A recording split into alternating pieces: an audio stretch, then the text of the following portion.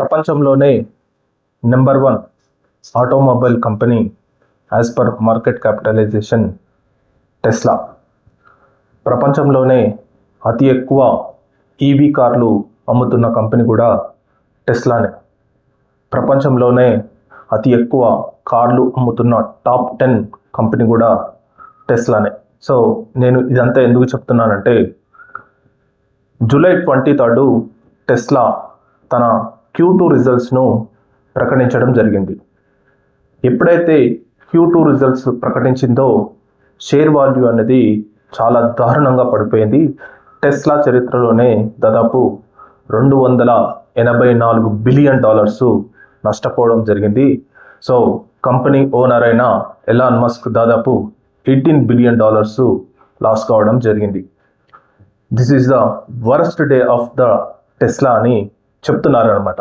So ఇంత ప్రామినెంట్గా ఉన్న, ఇంత హెవీ అంటే ఒక టాప్ 1, టాప్ 2, టాప్ 10 కంపెనీ అయిన టెస్లా ఈ పరిస్థితి ఎందుకు రావడం జరిగింది? సో మేజర్గా కారణాలు ఒకసారి మనము విశ్లేషిస్తే, టెస్లా మార్కెట్ క్యాపిటల్ వచ్చేసి దాదాపు $1.13 ట్రిలియన్, అంటే ఆల్మోస్ట్ 100 లక్షల కోట్లు.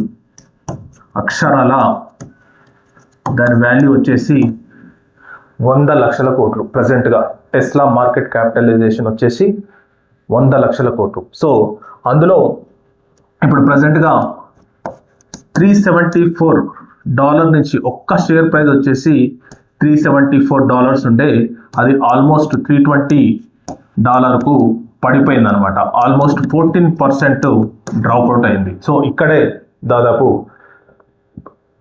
టెస్లా కంపెనీకి మరియు ఎలాన్ మస్క్కు లాస్ రావడం జరిగిందనమాట. సో దీన్ని అధిగమించడం ఎలా, అసలు యాక్చువల్లీ ఎందుకు లాస్ రావడం జరిగింది? సో మేజర్గా negative free cash flow,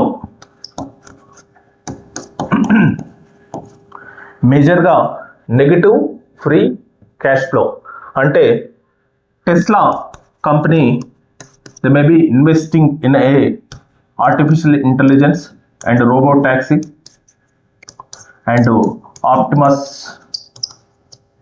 autonomous driving.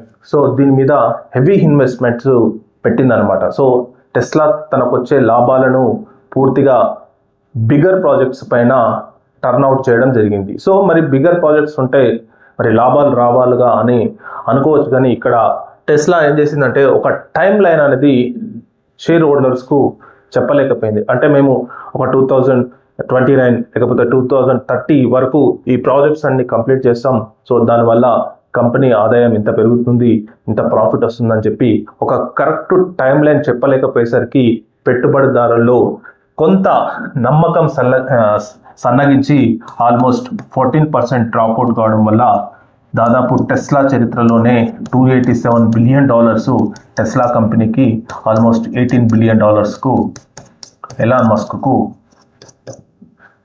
Loss రావడం జరిగిందనమాట. ఇది మరి దీన్ని ఎలా అధిగమిస్తుంది టెస్లా?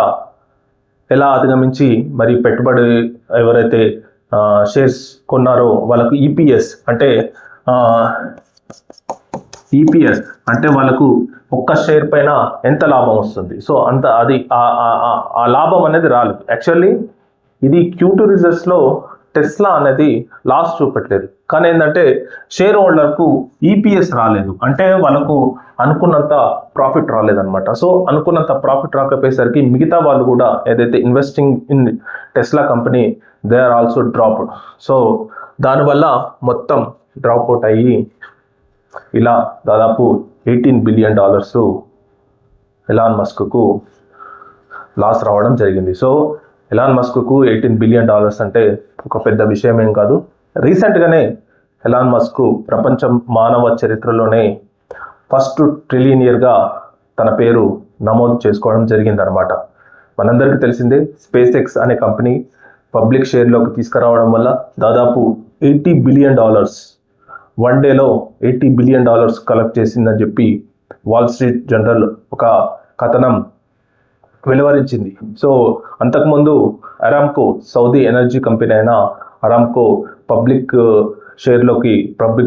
గ్రూప్లోకి వచ్చినప్పుడు ఆల్మోస్ట్ $25 బిలియన్ కలెక్ట్ చేసింది. సో ఆ రికార్డును స్పేస్ ఎక్స్ కంపెనీ మొత్తం అధిగమించి ప్రపంచ చరిత్రలోనే $80 బిలియన్ కలెక్ట్ చేసి అమాంతం ఎలాన్ మస్క్ను ఫస్ట్ ట్రిలియనియర్గా నిలబెట్టిందనమాట. సో అతనికి ఇలాంటి ఒడిదుడుకులు అనేది చాలా సహజం అనమాట. సో ఇది పెద్ద అది కాదు. సో వాళ్ళు మేజర్గా చెప్తున్నది ఏంటంటే Tesla company investing on artificial intelligence, robot taxi and Optimus project plus cyber truck, so ఇట్లా plus AI computing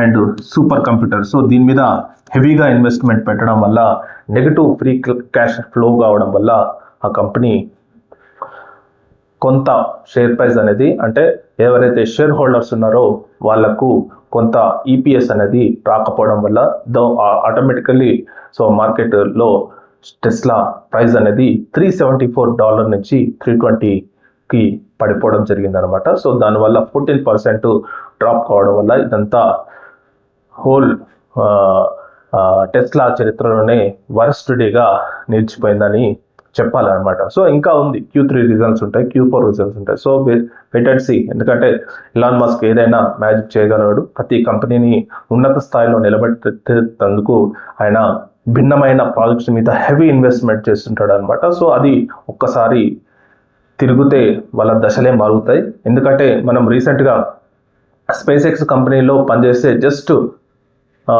coffee ఇచ్చేటోళ్ళు, welding పనిచేసేటోళ్ళు వాళ్ళు మిలీనియర్గా మారారు 1 డేలో. ఎందుకంటే వాళ్ళందరికీ షేర్స్ ఇచ్చిండు అనమాట. సో ఒక్కొక్క షేర్ వాల్యూ దాదాపు అప్పుడు 300 దాకా పలిగిందనమాట. సో దానివల్ల విపరీతంగా వాళ్ళకు ఆదాయం పెరగడం, సో మిలియనర్స్ కావడం జరిగిందనమాట. So they maybe investing in some other projects, bigger project. So దానివల్ల ప్రజెంట్గా Q2 రిజల్ట్స్ మాత్రం కొంత నిరాశ చెందడం జరిగింది. సో దానివల్ల టెస్లాకు కంపెనీకి లాస్ మరియు ఎలాన్ మస్క్ కూడా లాస్ కావడం జరిగింది. సో మేబీ Q3 రిజల్ట్స్ ఎలా ఉంటాయో wait and see. Thank you.